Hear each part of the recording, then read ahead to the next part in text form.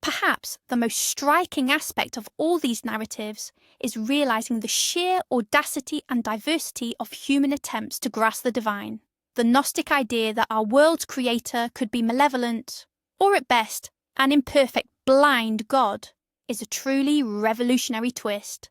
It offers a radical explanation for the existence of evil and suffering, transforming our conventional understanding of reality into a cosmic prison break drama.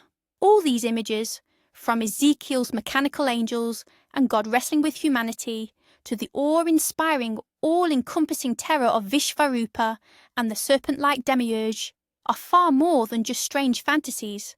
They are profound philosophical and theological reflections, clothed in the only accessible form, the language of symbols. They reveal how the human mind, in its quest to comprehend a higher power, consistently push far beyond the boundaries of the ordinary. Thank you for watching this video all the way to the end. We've only just scratched the surface of this boundless topic, rich with astounding revelations. If you enjoyed this journey through some of the strangest corners of sacred texts, don't forget to subscribe to the channel, hit the like button, and ring the notification bell so you don't miss our new videos. And now, a question for our viewers. Which of these descriptions struck you as the most bizarre? Or conversely, the most profound? Do you know of other extraordinary depictions of the divine that we haven't touched upon? Share your thoughts in the comments below. We'd be truly eager to read them. Alright, number 5 on our list, and we're immediately diving into the deep and sometimes strange waters of the Old Testament. Get ready, because this imagery sounds more like something out of a sci-fi blockbuster than a traditional religious text. We're talking about the famous vision of the prophet Ezekiel. Forget any human-like forms you might be imagining. Ezekiel describes what can only be called a divine mechanism or a celestial throne in motion. He sees 4 incredible winged creatures. Each of them has not just one, but 4 faces. The face of a human, a lion, an ox, and an eagle, all looking in different directions. Beneath these creatures is what truly boggles the mind: wheels. But these aren't just ordinary chariot wheels. The prophet describes them as a wheel within a wheel, a complex structure that could move in any direction without turning. And the most unsettling detail: the rims of these wheels were completely covered with eyes. Just try to picture that. It's no surprise that modern ufologists and proponents of the ancient astronaut theory see a direct description of an alien spacecraft in this text. It sounds far too technological for the ancient world, doesn't it? But what is it really? Theologians explain this as a highly complex allegory. The 4 faces symbolize all living things on Earth: the human as the crown of creation, the lion as king of wild beasts, the ox as the strongest of domesticated animals, and the eagle as lord of the skies. The wheels, capable of moving anywhere, symbolize God's omnipresence, and the countless eyes represent his omniscience. This isn't a literal portrait of God, but rather an attempt to describe his incomprehensible attributes. He is everywhere, he sees everything, and he reigns over all creation. You have to admit, it's far more profound than just an old man on a cloud. From intricate cosmic mechanisms, let's shift to something far more personal, and dare I say, physical. Our 4th story is one of the strangest and most intensely physical narratives in the entire Bible. It recounts a moment from the book of Genesis where the patriarch Jacob finds himself in an actual hand-to-hand combat, and not just with anyone, but, as it turns out, with God himself. Imagine the scene. It's the dead of night. Jacob is alone by the river when a mysterious stranger suddenly appears and attacks him. A struggle ensues. Not a verbal dispute, not a spiritual challenge, but a raw, physical battle that lasts until the break of dawn. The most astonishing detail of this account is that the mysterious adversary cannot defeat Jacob. A mere mortal holds his own against a divine being. Eventually, the stranger touches Jacob's hip, dislocating it, but even this crippling blow doesn't end the struggle. As dawn breaks, the stranger asks to be released. But Jacob, now fully understanding the true identity of his opponent, defiantly declares, "I will not let you go unless you bless me." In response, he receives a new name, Israel, which literally translates to one who struggles with God. This depiction of God, one you can wrestle with, argue with, and even demand a blessing from by force, is truly extraordinary. It completely shatters the stereotype of a distant, unapproachable creator. Instead, God is presented here as a force with whom direct interaction is not only possible, but necessary, even if it entails conflict and struggle.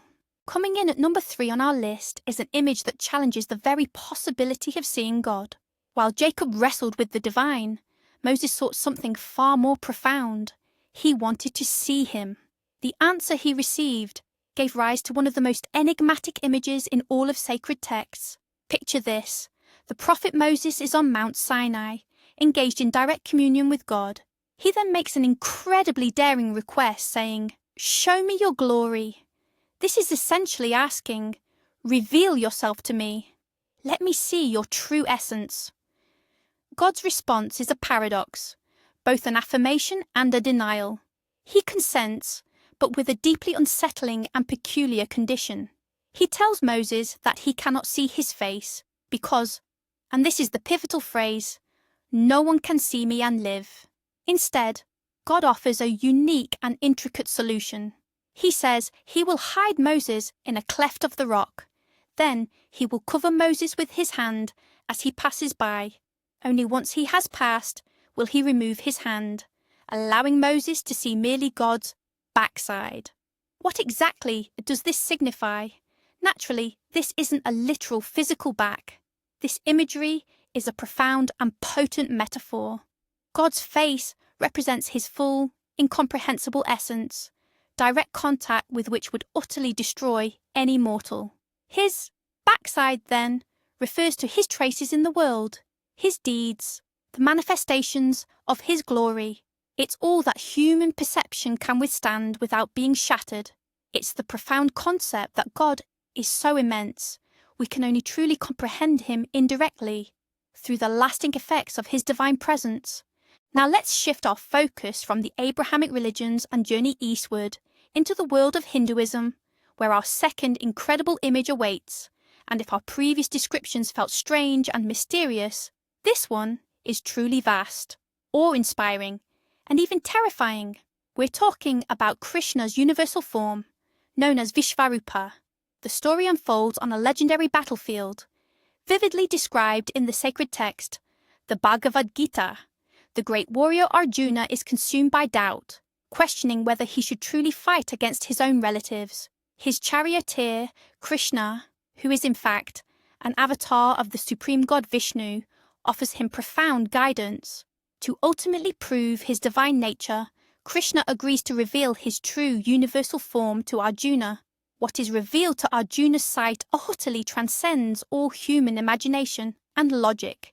He sees not merely a figure, but an entire universe contained within a single colossal body.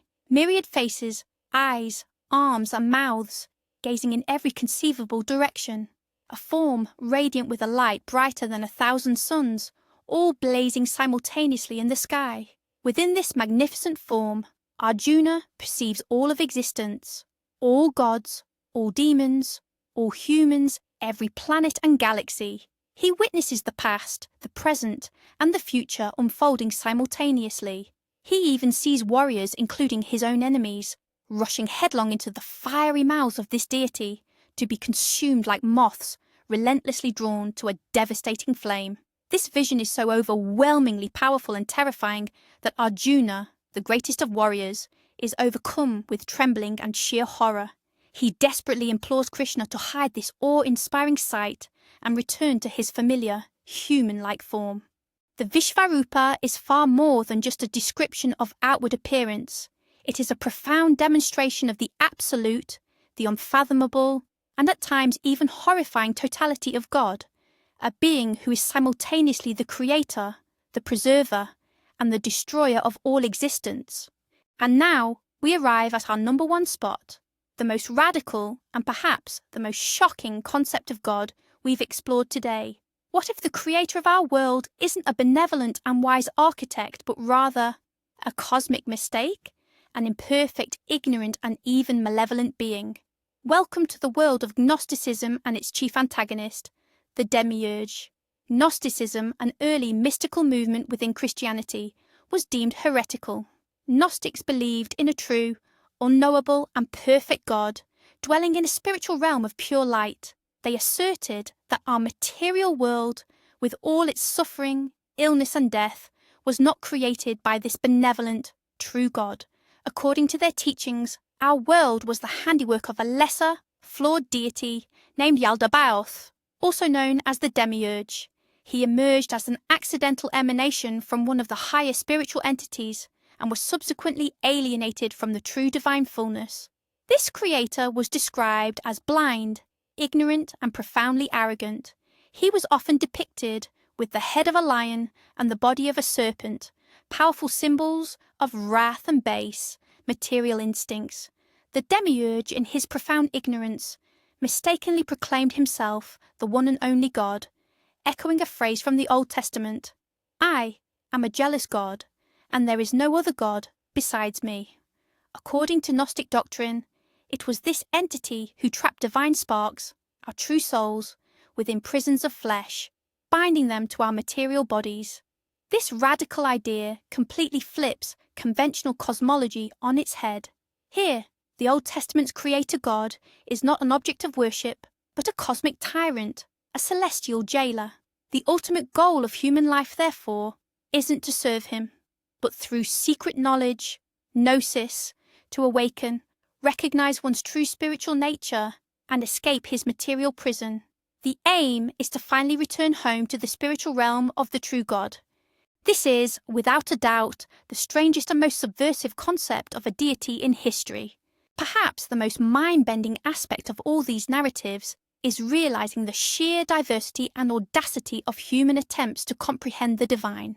The Gnostic idea that our world's creator might be evil, or at least an imperfect, blind God, is a truly radical twist. It offers a profound explanation for the existence of evil and suffering in the world, transforming the familiar cosmic order into a drama of escape from a cosmic prison. All these images, from Ezekiel's mechanical angels and a God who wrestles with humanity, to the overwhelming terror of the Vishvarupa and the serpent-like demiurge, are far more than mere strange fantasies. They represent deep philosophical and theological reflections, distilled into the only available form, the language of symbols. They reveal how the quest to comprehend a higher power pushed the human mind far beyond the boundaries of the ordinary. Thank you for watching this video to the end. We've only scratched the surface of this bottomless topic, full of astonishing insights. If you enjoyed this journey through the strangest corners of sacred texts, don't forget to subscribe to the channel, hit the like button, and ring the notification bell so you don't miss out on new videos. Now, a question for you. Which of these descriptions did you find the strangest, or conversely, the most meaningful? Perhaps you know of other unusual portrayals of God that we didn't mention. Share your thoughts in the comments below. We'd love to read them.